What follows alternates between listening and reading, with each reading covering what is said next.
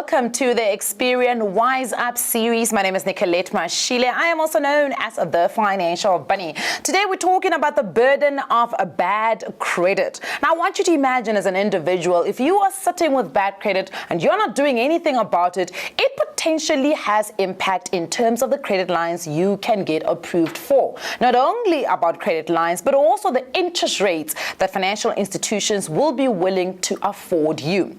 But now, imagine on the other side, you are an SMME and you are looking for financing, you're looking for investors, or you're looking for credit lines. What does it look like when you as the entrepreneur yourself have bad credit? What does it mean for your business? We're also going to be looking at what is the role of the credit bureau? What type of information are they collecting? And what do they do with that information to be able to help you in your financial well-being? To have this conversation, I am joined by Lusizo, who is a consumer care consultant at Experian. Lusizo, welcome to the show. Hi, thanks Nicolette for having me. How are you doing today? I'm great, thank you. And I think let's start off by discussing the consequences of having impaired credit for an individual.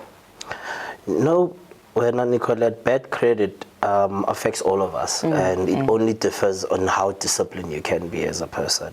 So having bad credit basically closes a lot of chances of you obtaining credit. You understand? It does affect you basically even needing a loan to bury a cousin or a family member, because now you have bad credit and you didn't maybe save enough. So it's quite important to always make sure that your credit is basically up to par, and it's also in at least in a good number, you know, especially your scoring and your payment behavior. But let's talk about that, because what is the reason behind banks and credit providers being, I want to say, afraid of people with bad credit? What is the reason? What does it say about a person when they do find themselves in that phase of having bad credit? Look, if you know you borrowed me 100 rand and I don't pay you back, you're not gonna borrow me again when I say I need money for petrol. Because obviously you saw that I was not able to pay you back. Now if I need 1,000 rand from you, which is now 10 times more, you wouldn't trust me with that amount. And even if I know that you've borrowed from a cousin or someone, just to make it basically, to take it to a point of practical examples. If I know that you borrowed money from a friend of mine, but the friend is now telling me that you're not paying, I wouldn't trust you with giving you that 1,000 rand, even though I know that you do need it. So that's one of the main things that I think most of these creditors are running away from. So why would you give someone money that will not be able to either pay you back as well? Sure, that's actually a very good question, because I think often sometimes we expect creditors to feel sorry for us. My situation is dire right now, so please borrow me the money. But at the end of the day, the credit score speaks for you before you can even speak for yourself. One of my mentors once said that it's always that you be in the side that they are looking for you. So always make sure that your scoring is the reason that when you sit on the table, they start basically asking you that, what percentage you think we can start negotiating for. So be the investment that the bank is looking for. That's one thing I would say. Be on the good side. Okay, but let's talk about the long-term effects then of having bad credit score, because sometimes, you know, a situation may have happened, maybe you were young, straight and still in varsity, you took out a gym membership, store cards, like some of us, you know, shoes, and then you forget about it. But that bad credit doesn't go away, it sticks with you. What are the long-term effects of having bad credit? Look, as much as we have kind of evolved as within the credit space, and there's new laws coming in as well, it does affect you a lot, because one day, for an example, you may find yourself that maybe at the workplace, they basically want to do a credit check, or you want to apply for home loans. And now you're stuck with the judgment, because it depends on what type of credit that was you even took when you were young. And you're like, I'm not going to pay for it. And those things then end up now catching up with you.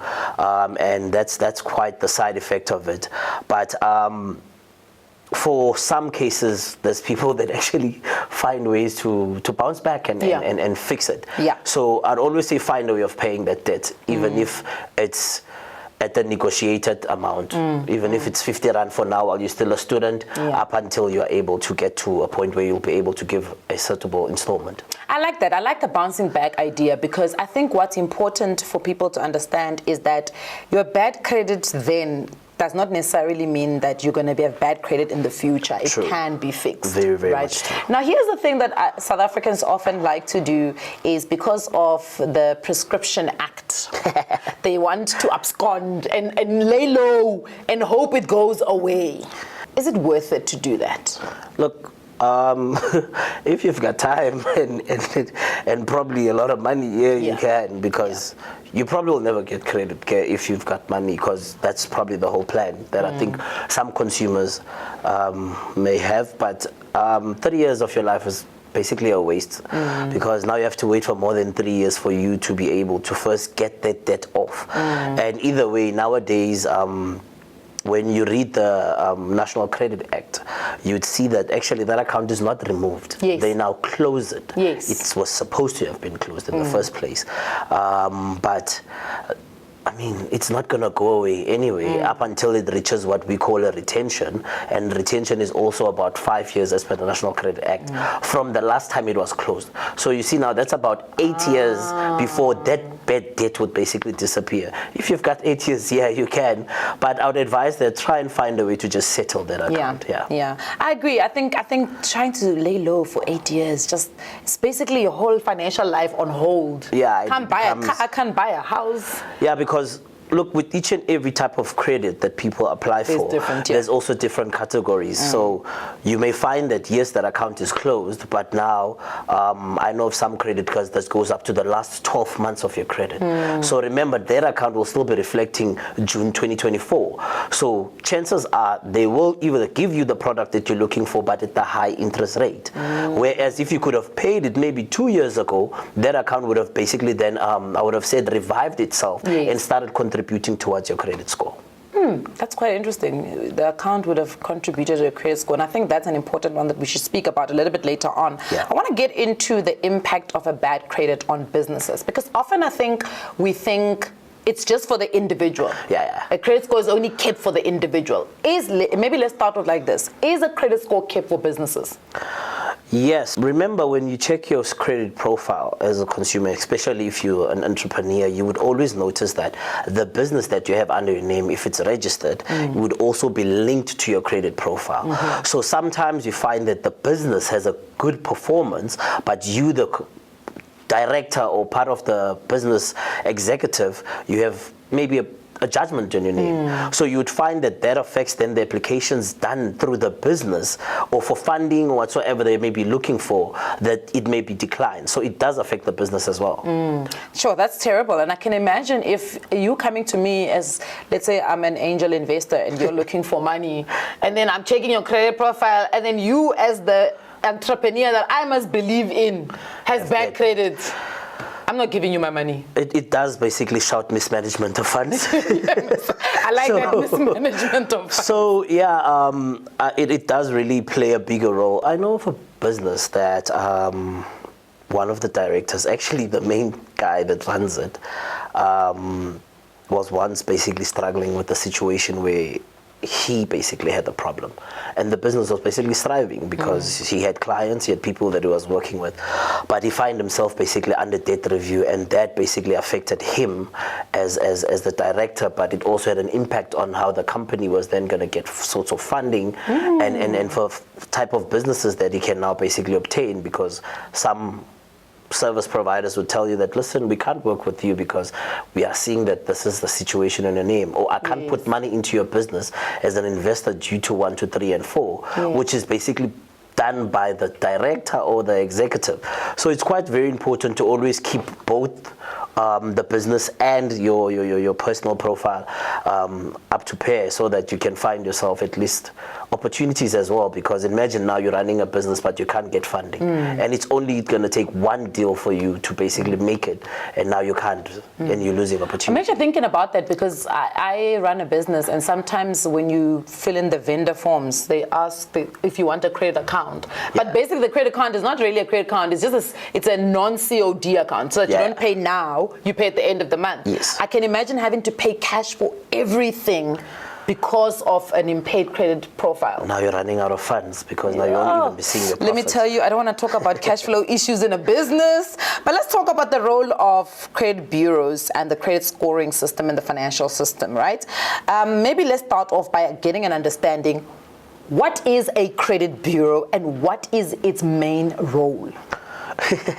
Consumers have it a bit different. I think I also had it a bit. I thought the credit bureau is those guys. What, saying no? Yeah, it's them. As soon as I see them, it's on site. That's what I used to say. But having been in this industry, you'd notice that the bureau is very broad. Yeah. Number one, I wouldn't say we're the middleman, but we basically the point of contact when and if you need help on certain things. Your debt may be paid, or you want to basically just find out what is affecting your credit profile because maybe you did an application or whatsoever. But what we're all about is also about education, you understand? We do reach out and basically do have educational programs where we kind of reach out to communities and teach them this is what they need to know so that we will have less people being frustrated on why they can't buy their first car or why they can't even get a loan to maybe do something that may be of urgent need, you understand? So the bureau is all about not just the financial side, the numbers, the credit score, but it's also about basically giving back as well. And we do basically do that. And Up is actually one of the apps that we have created to help people basically get financial and credit bureau education. The bureau will then give you your actual credit report as per what you are paying, your payment behavior, and how you even basically conduct yourself as a consumer, which is then what the credit provider is seeing on the other hand when you go and apply for credit. Okay. Wait, I want you to walk me through it. So at the credit bureau, basically, it's all my consolidated information, my credit behavior, and I get a score given based on that. I remember my first credit card, literally, I got stopped at a mall and they were offering water bottles and lanyards. And that was my first instance of taking out credit. And I kid you not, after all of that, I actually really thought you can just use the credit and walk away. No. I didn't know. I really didn't. There's always payback with everything. There's always payback with everything. And I guess that's the next part of the conversation that I want to go into is I've now damaged my credit record or credit score. I had no idea. Sometimes people really do it unintentionally, right? I didn't know. I lacked the knowledge. I lacked the education. What are the first couple of steps that I need to take to start repairing or improving my credit score? I would advise, I call it the taxi environmental stories. What do I mean by it is that most people would listen to a conversation in a taxi and heard that man did not pay the debt. So I'm also going to wait that 3 years of not paying my debt. It's not going to work because you may have things that will require you to basically get credit. Or life may change for you. You may get a better job. So I would say if you want to basically build your score, number one, go to the credit bureau. Call them if you can. Find out, listen, is there a way I can get a copy of my credit report? Sign up on app and get that credit information. Teach yourself. App has basically courses where you can learn about financial education, how to discipline yourself with regards to working with money and also with paying off your debt. Once you have obtained that credit report, best advice I would give is set a time frame for yourself. Look at which ones you'd be able to do in, like I've said, look, we remember was it in school where you had a short-term, mid, and long-term goal. Look at which accounts can you settle within the next 3 or 6 months. And then which ones would you finish in a year. And then maybe which ones will take you a bit longer so that you'll then revive that credit record. And basically, obviously, with you starting paying, those payments are back submitted to the bureau to say that this person is paying now and this account is now closed. So that starts basically improving your scoring, and within a year or maybe within the time frame that you had set for yourself, you'd basically see a huge improvement. And there's cases where people went from even being under debt review or were not even paying all of their debts and it was just red to within a space of a year or within the time frame they could pay those accounts up to date, number one, because that's how you're then going to bring back that account to start reporting that you are now paying that account. those people are basically sitting with high credit score. And now when they walk into places, they get welcomed because now they know that even if I want a car, I am not the problem. It's now time for me to sit and negotiate with them. I'm not going to pay 12%. I'm willing to pay 8%. And you are capable of doing those things if you have a good credit record. You know, I absolutely love the power of negotiation. And I think that's what you are alluding to about when you have a good credit score and you know you have a good credit score, you don't talk too much. Yeah, you walk chest out. Chest out, stomach in. I can't. And you are able to have that conversation with confidence. And I think it's such an important one because, you know, I hear this a lot. People will say, I'm going to buy this specific car model. How much do you guys think I'm going to pay? And I want to say to people, no, that's not how it works. And people need to really educate themselves to that. Yeah, absolutely. So let's talk, and I think you said something along the lines of it after a year, you may start seeing some green and some changes. But typically, and this is probably where the problem sometimes lies, is that we want to fix our credit today, and then tomorrow we want to log in and see some changes, you know? I call it the abracadabra effect. No, it doesn't work like that. Is that like magic? No. Remember, your score is based on your behavior. Yeah. And you can't say, just because today you are in the wrong. Well. Today I'm disciplined, and tomorrow they must just give because I'll be disciplined again. It's a journey, and it's a journey that you take, I would say, as soon as you are capable of getting credit, and that you understand that at some point you're not going to be in your 20s, you're going to be in your 40s. You maybe want a house at that time, or you want to basically get married, have kids. All these things ain't cheap, and with the economy that we live in and facing reality, you know, COVID hit us bad. And watching everything that's currently happening now in society, you see, and if you read even financial reports, you'd see that they do speak about even banks now kind to tighten their taps to who to lend to. So imagine now you are in the bad where your debt is not paid well, or you're still waiting for 3 years because now you're like 3 years will come, but now you find that the rules have changed. So it's very important to kind of take that step. Yes, sometimes it will take a while, but it's worth it. It's worth the wait. If you do have those funds, maybe you have stockfile, you know, some people are big on stockfile. Use it for that, and it's an investment to yourself, to your future, to your kids, and everything that involves you, because you will want to have that car. And coming from Ekas, you know, they must see me when I rock with the 4-pipe. But how are you going to get the 4-pipe if you don't have basically discipline to basically even own that? Because you're going to have that car, you're going to wreck it because now every weekend you want to be speeding, not understanding this thing is what value. So it takes a lot, it takes discipline, but it's worth building that credit score so that in future, whatever that you may need, even if no one is willing to lend you that money, the bank will always be willing to give it to you. I like that. I think it also just echoes the fact that, as you said, it's the credit bureau, not the credit bureau, your credit score basically measures your credit behavior, and credit behavior is consistent. It's not an extreme. It's not now, today I've paid off my credit, therefore tomorrow they must offer me some credit. It would be best you just go on our website and register yourself, go on up and just put in your information and obtain that information that you need, be it it's a credit report or you just want to understand how to even budget. So it would be best that you basically just go on our website to get those things. And I assume that would help with making sure that you are staying on top of things in terms of if somebody is maybe using your information to open accounts. So that you'll be able to also see if there's any inquiries even done under your name.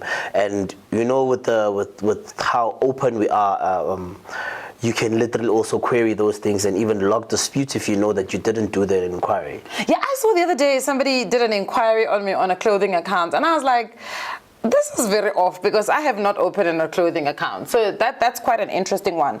Lusizo, do you have children?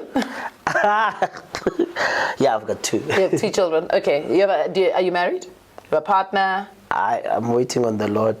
Waiting on the Lord. So while you wait on the Lord, first date, do you think what is your credit score is a fair first date question? It depends who you're taking on a date with. But it's very important to know what you're getting yourself in. Yeah. Because especially if you want to build a future with the person. Yes. Because imagine now you find that on the day you've already said, I take you in community of property, this person is over indebted. This person has got things that still basically, now that becomes your burden as well, because you said, what's mine is yours and what's yours is mine. And you did it and you signed off, but I think it would be interesting, right, to actually test that. I think I'm gonna start asking that question. We should do that. We should really test it and see if people are even open, or do they even know? Because some people really are sitting not knowing what their credit scores There's are. quite a lot of people that don't even know what their credit report looks like, actually. Absolutely. Lusizo, you've been absolutely fantastic. Thank you very much for joining us. It's been wonderful just hearing some of the insights you've got, especially because you're quite close to the consumer. Yeah. No, man, thanks for having me. Any last thoughts? No, people should just sign up and sign in. Sign up and sign in, and I guess he is talking about the Up app. It's a web-based platform that Experian has created to be able to help you with your overall financial wellness, of course, while supporting you with your credit life. Thank you very much for joining us for another episode of the Experian Wise App series. It's been quite an interesting one, getting to understand what the burden of bad credit can be for your finances, whether you're an individual or you are an SMME. Do join us for the next one, but do remember to please go and register on the Up app. It is a web-based platform that Experian has created for your financial well-being. Do stay up to date with your finances on Experian.